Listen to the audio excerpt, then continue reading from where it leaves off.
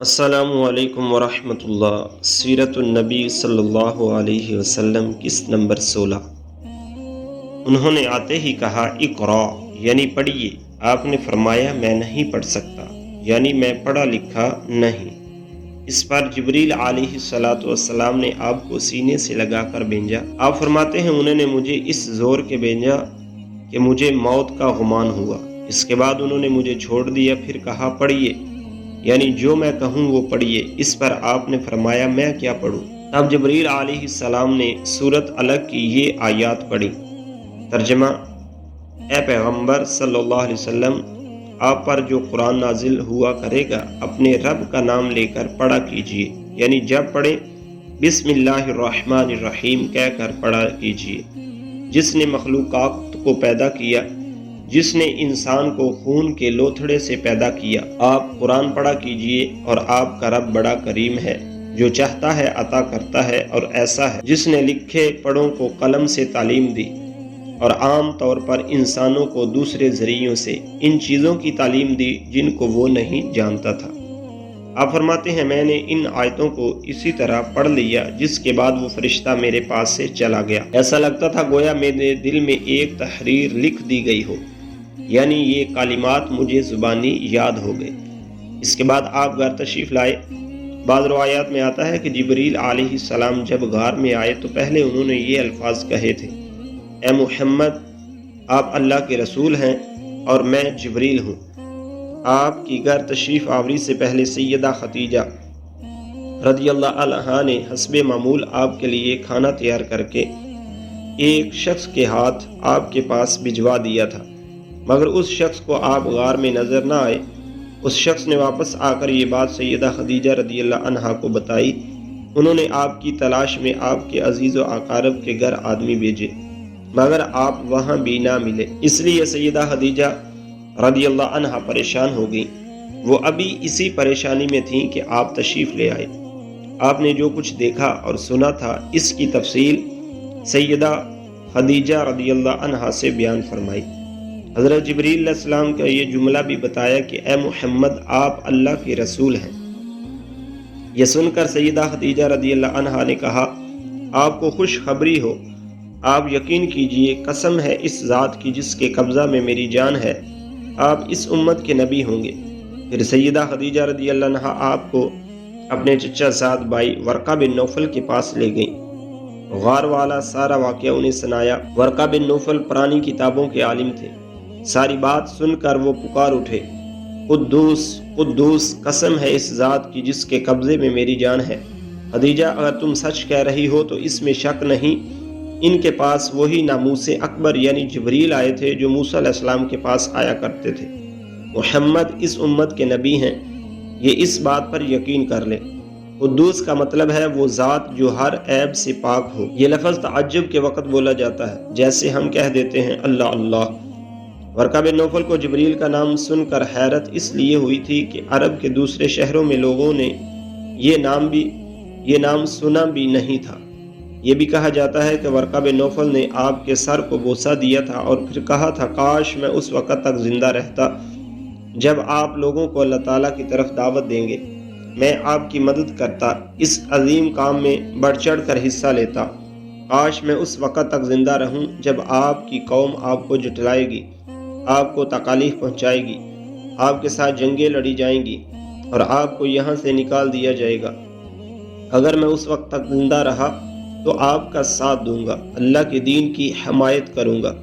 آپ یہ سن کر حیران ہوئے اور فرمایا میری قوم مجھے وطن سے نکال دے گی؟ جواب میں ورقہ نے کہا ہاں، اس لیے کہ جو چیز آپ لے کر آئے ہیں اسے لے کر جو بھی آیا ہے اس پر ظلم ڈھائے گئے۔ اگر میں نے وہ زمانہ پایا تو میں ضرور آپ کی پوری مدد کروں گا۔ ورقہ نے حضرت خدیجہ رضی اللہ عنہا سے یہ بھی کہا تمہارے خاوند بے شک سچے ہیں، در حقیقت یہ باتیں نبوت کی ابتدا ہیں، یہ اس امت کے نبی ہیں۔ لیکن اس کے کچھ ہی مدت بعد ورقہ بن نوفل کا انتقال ہو گیا۔ انہیں حجون کے مقام پر دفن کیا گیا۔ چونکہ انہوں نے آپ کی تصدیق کی تھی، اس لیے نبی کریم صلی اللہ علیہ وسلم نے ان کے بارے میں فرمایا ہے میں نے ورقہ کو جنت میں دیکھا ہے، ان کے جسم پر سرخ لباس تھا۔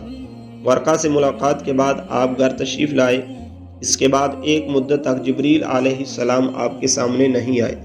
درمیان میں جو وقفہ ڈالا گیا، اس میں اللہ تعالیٰ کی یہ حکمت تھی کہ آپ کے مبارک دل پر جبریل علیہ السلام کو دیکھ کر جو خوف پیدا ہو گیا تھا، اس کا اثر زائل ہو جائے اور ان کے نہ آنے کی وجہ سے آپ کے دل میں وحی کا شوق پیدا ہو جائے۔ چنانچہ ایسا ہی ہوا۔ جبریل علیہ السلام کی آمد کے بعد سلسلہ رک جانے کے بعد آپ کو صدمہ ہوا۔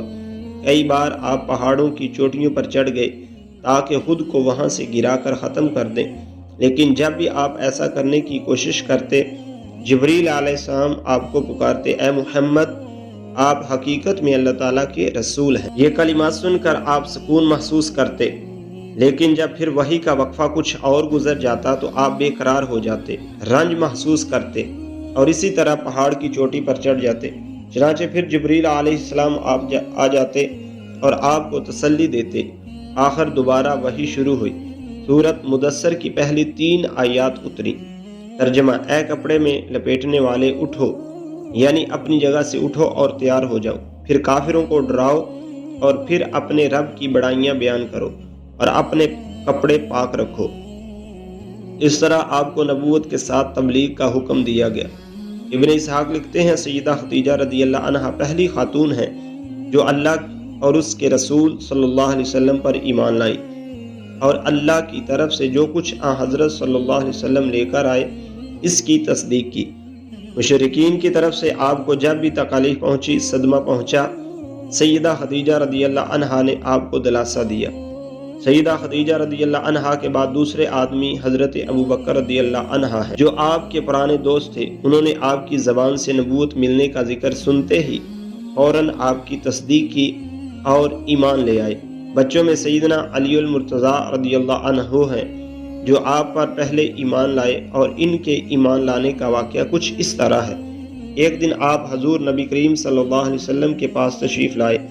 اس وقت حضرت سیدہ خدیجہ رضی اللہ عنہا بھی آپ کے ساتھ تھی اور آپ ان کے ساتھ چھپ کر نماز پڑھ رہے تھے۔ انہوں نے یہ نئی بات دیکھ کر پوچھا، یہ آپ کیا کر رہے ہیں؟ نبی کریم صلی اللہ علیہ وآلہ وسلم نے ارشاد فرمایا، یہ وہ دین ہے جس کو اللہ تعالیٰ نے اپنے لیے پسند فرمایا ہے اور اس کے لیے اللہ تعالیٰ نے اپنے پیغمبر بھیجے۔